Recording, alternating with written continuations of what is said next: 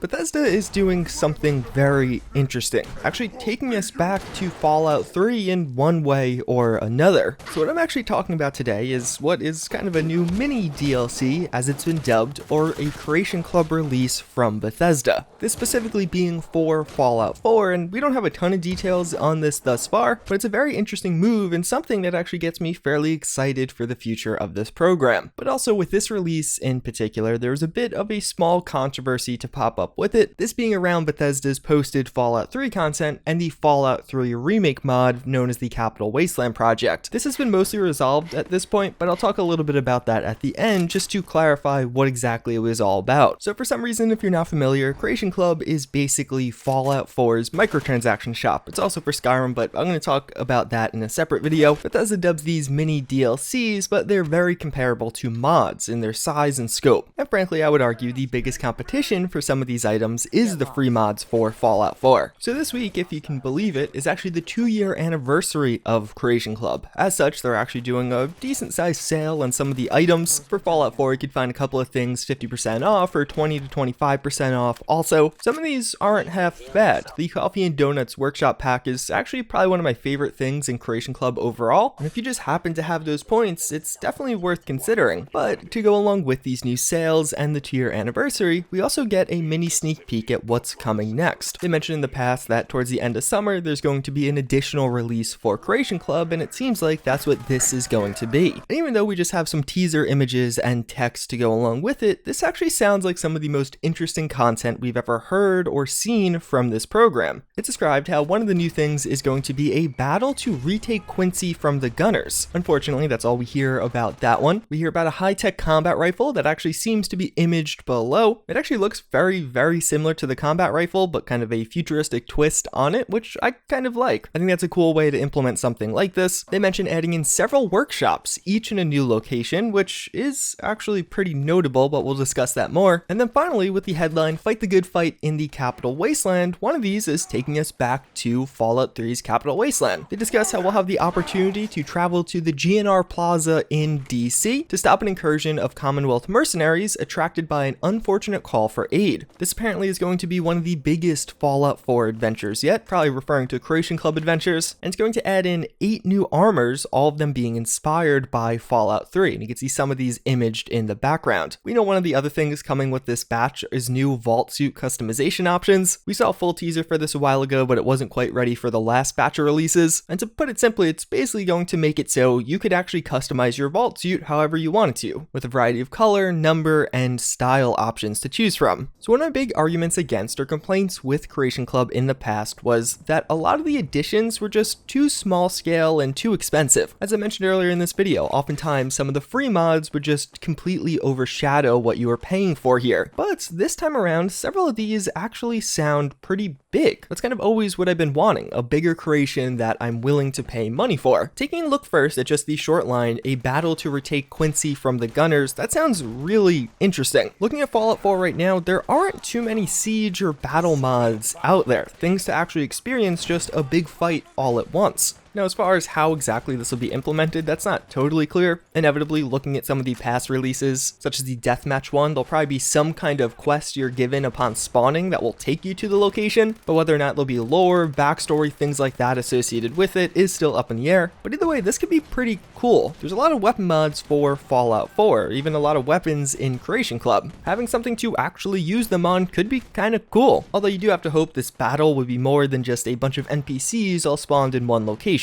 Maybe having some cool rewards, some cool backstory or lore, something else to really sell it. The high-tech combat rifle again looks cool. It seems like we have several different variants, several different mods for this one, but there's really not much more to dive into. It's going to be one where you have to really compare the features offered, how high quality it is in game, versus whatever price is assigned to this. There's a lot of free weapon mods out there, but in my experience, more often than not, the weapons in Creation Club get overshadowed by some of the free options because the free options are just absolutely insane. But then this workshop thing is actually actually also very interesting. If you guys remember with the last Creation Club release, I actually talked a bit about some mysterious file namings. With each additional Creation Club release, there are updates to the fallout4.ccc file. These are effectively the file names for some of these various add-ons. And with the most recent update, we got something pretty curious. 3 things known as VR Workshop, VR Desert Island, and VR Wasteland. I was really curious as to what these could be, but it seems like these will correspond to these new workshops. Now, typically, I would probably just assume that these are going to be new workshop locations within Fallout 4's existing map. So like now, maybe they'll add in a brand new workshop or settlement that you could build at in the glowing sea, which previously wasn't accessible that way. But considering the fact we see just below this how they're actually adding in a totally separate and new world space, gets me hopeful that maybe some of these workshops actually are in different locations. VR Desert Island definitely doesn't describe any of the existing locations in Fallout 4. So I'm guessing the way this will work is it's a buildable location, somewhere you could set up a workshop, but separate from the Commonwealth, such as on a desert island or in the wasteland somewhere. Now, I certainly could be offbeat with this, or even further, a question I would have is how will you get to some of these locations? Is it just a door somewhere? Do you get into a vehicle that will just fast travel you there? That's actually what a lot of mods do, so I could see them using that approach. But either way, my takeaway from that one is it honestly just sounds cool. It's another one, of course, where the pricing will affect how cool it actually is, but if that was a free mod, I would absolutely download it, and I think a lot of other people would also. But if I'm correct on that implementation, if it really is taking you to some kind of desert island, there really isn't a mod doing anything like that. And for people that really love building, that could be a cool new mechanic in game. And also, hypothetically, something they could expand upon in the future, adding additional or other interesting locations for you to go to and build. But then lastly, of course, what is the most interesting, the most controversial, is our return to Fallout 3's capital wasteland. So first, let's actually just look at what Bethesda describes or shows off around this in itself. Again, we are going back to Fallout 3. It's going to center around the GNR building. If you're not familiar with this, it's kind of an enclosed area to begin with. So I'd have to imagine this is going to be a relatively small world space, probably just being kind of exactly what we saw with Fallout 3, that being the GNR building itself. Hopefully you could actually go in it. It seems like that'd be a main selling point. We have an image of that also shared, but then some of the other surrounding kind of just abandoned buildings. It's streets with some random enemies about, as well as the Brotherhood of Steel here in Fallout 3. But as it's described, we're going to be stopping an incursion of the Commonwealth mercenaries. So likely there'll be someone held up in GNR or in this area to begin with, and we'll have to defend those people against the Commonwealth mercenaries. To me, it's kind of weird how they mention Commonwealth mercenaries. Obviously, the only mercenaries we really have in the Commonwealth are the Gunners, but the fact that they don't just say the Gunners almost makes me feel like it could be a separate group of Gunners or a separate faction altogether. There's nothing in the images really alluding too much on that, but you have to imagine these NPCs you could see in all these various armors might be the people we actually are defending or stopping the incursion against. Speaking on the armors in general, as you could tell, many of these are the Merc outfits from Fallout 3. In one of the images, you could see almost all of these in the lineup 5 of what are going to be the 8. I think it'd be really cool if maybe one of the real iconic actual armors gets added in with this also, not just an outfit like the metal armor or the Raider blaster armor. Those are 2 really cool ones that I'd love to get in Fallout 4. But just looking at this overall, it seems like an interesting concept to me, and I really feel like there's 2 sides to this. On one hand, people have been wanting Fallout 3 remastered content for a very long time, and this is almost a glimpse at it. Bethesda is giving you a mini DLC that gives you the opportunity for at least a small amount of time to go back to the capital wasteland and get to experience it once again in a more modern time. And you get some of those memorable armors to bring back with you to Fallout 4's Commonwealth. Looking at the landscape itself, it looks largely like it's a port. I actually went into Fallout 3 and tried to compare some of the buildings, and they're all very, very similar. There's some obvious edits, as you can see those buses placed in, and definitely some of the buildings got some texture changes or upgrades, but large in part, it looks pretty similar to what you saw in Fallout 3, and it definitely doesn't look the best. It's passable without a doubt, but the quality could be improved. But of course, on the other side of this, you also do have the complaint of this being a kind of tease. They're taking advantage of people's nostalgia in order to sell some of this older content, which large in part could have been ported. The outfits obviously received upgrades, but Bethesda does have the unique position in that they could actually reuse some of their old content, even though mod authors can't. If you don't know, you can actually port items from one game from Bethesda to another. So if you want to use these Skyrim armors, you can't just bring them into Fallout 4, you have to recreate them from scratch in order to actually achieve that, which some people have done. But naturally, Bethesda doesn't have to abide by that, so with this, I'm sure they reused at least some things from Fallout 3 originally. It's not all totally newly made, or at least that's my assumption here.